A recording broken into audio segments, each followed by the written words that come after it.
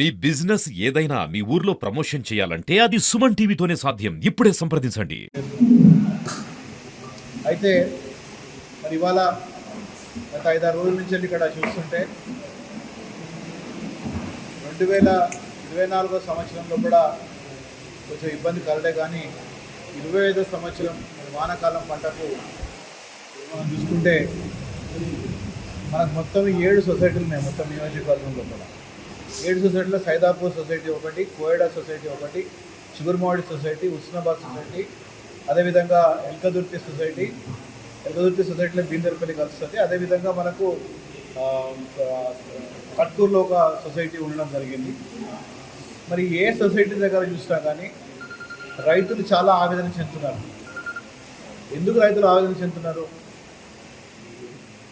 Urea వేసే సమయం వచ్చింది, సరైన సమయంలో కూడా యూరియా రాకపోతే దిగుబడి మంచిగా రాదు, పంట దిగుబడి మంచిగా ఉండదు, మాకు యూరియా కావాలని చెప్పి మరి రాత్రి పగలు కూడా మరి క్యూ కట్టి యూరియా ఎప్పుడు వస్తుందని చెప్పి కూడా ఆందోళన చేయడం జరుగుతుంది. ఇది కేవలం మన దగ్గర మాట్లాడితే యూరియా ఎందుకు సప్లై చేయలేదంటే కేంద్ర ప్రభుత్వం వెళ్ళని చెప్పి ఇక్కడ మొన్న మంత్రి గారు అక్కనపేట మండలంలో కూడా మాట్లాడడం జరుగుతున్నది. నేను ఇక్కడ ఎవరిని దోషిని బట్టి అవసరం లేదు, కాకపోతే నేను ఒక మాట మాత్రం మాట్లాడాల్సింది. ఈరోజు రైతులల్లా ఇంత దిగ్భ్రాంతి ఎప్పుడు చూడలేము.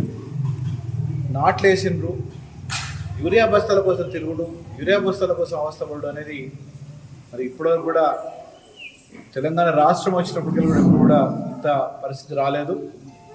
దాన్ని వెంటనే నిర్వర్తించి మరి ఇక్కడున్న మంత్రి గారు ఇక్కడున్న సొసైటీలో అందరికి కూడా రైతులందరికీ కూడా యూరియా బస్తాలు అందించాలని చెప్పి మనం కోరడం జరుగుతుంది బీఆర్ఎస్ పక్షాన. ఒకవేళ అది సరైన సమయంలో ఇప్పుడు అందకపోతే ఇప్పుడున్న పరిస్థితుల్లో కూడా పొట్ట వచ్చే కార్యక్రమం పొట్ట వచ్చేటట్టు కనబడుతున్నది.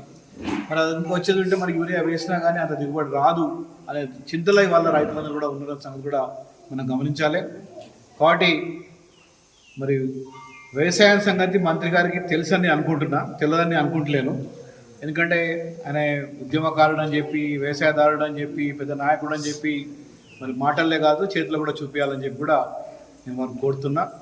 ఎందుకంటే ఇదివరకు ఎప్పుడు కూడా ఇటువంటి పరిస్థితి ఉస్నాబాద్ నియోజకవర్గంలో వాస్తవంగా చెప్పాలంటే రైతులు చాలా కష్టపడే రైతులు, బంగారాన్ని పండించే రైతులు ఇక్కడ మన దగ్గర ఉన్నారు. మొదటి కూడా చాలాసార్లు కూడా చెప్పడం జరిగింది. ఈ రైతులే కనుక నిజంగానే గౌరవెల్లి ప్రాజెక్ట్ నుంచి నీళ్ళు అందించేది ఉంటే ఇక్కడ బంగారం పండిస్తారు ఇక్కడ రైతులను కూడా చాలా చెప్పడం జరిగింది.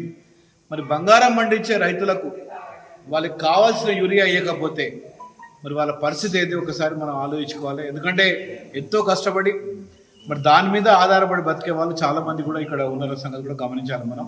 కాబట్టి ఇప్పుడు కూడా రైతులకు అన్యాయం చేయొద్దని కూడా నేను కోరుతున్నా. కాబట్టి ఈ ప్రభుత్వాన్ని అదేవిధంగా గౌరవ మంత్రి గారిని కోరేది ఒకటే, వెంటనే దీని మీద మీరు స్పందించి రైతులకు ఎన్ని బస్తాలు అవసరం ఉంటే అన్ని బస్తాలు యూరియా బస్తాలు ఇవ్వాలని చెప్పి మరి డిమాండ్స్ కరావాలి. మీ ప్రభుత్వమే కదా.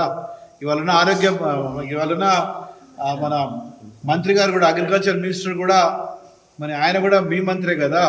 ఎందుకు మీరు వెళ్ళారు, ఎందుకు మీరు అడగరు, ఎందుకు కేటాయించారు? ఇంతమంది వస్తే ఎవరు చెప్తాను. ఒక ర్యాక్ వచ్చింది సార్, ఆ ర్యాక్ కూడా మంత్రి గారు ఖమ్మం మళ్ళీ ఇచ్చిండ్రు, అగ్రికల్చర్ మినిస్టర్ గారు అని చెప్పి వ్యవసాయ మంత్రి గారు ఖమ్మం మళ్ళీ ఇచ్చిన కూడా చెప్పడం జరిగింది. మరి మన దగ్గర కూడా మంత్రి ఉన్నాడు కదా, మరి ఈ మంత్రి ఖమ్మం ఎందుకు, మనకు సిద్దిపేటకి అది ఉస్నాబాద్కి రావాలని కూడా ప్రయత్నం చేయాలని చెప్పి కూడా నేను వారిని కోరుతున్నాను. ఇవాళ నిన్న మొన్న ఇంకా 2-3 రోజుల నుంచి ఇవాళ కూడా నేను వచ్చేటప్పుడు కూడా రైతులు ఆందోళన చేసి మీరు కూడా రావాలంటే నేను అన్న అట్లా రాదు, ఇప్పుడు మంత్రి ఉన్నాడు, తప్పకుండా మనకు పని చేస్తారని చెప్పి నమ్మకంగా వాళ్ళు చెప్పడం జరిగింది. మరి తప్పకుండా దీని గురించి దృష్టి సాధించాలని చెప్పి నేను కోరుతున్నాం. ఒకవేళ మీరు సాధించకపోతే మరి మేము చేయవలసిన పని చేయవలసి వస్తుందని కూడా మీకు హెచ్చరిస్తున్నామని తెలియజేస్తున్నాం. జై తెలంగాణ.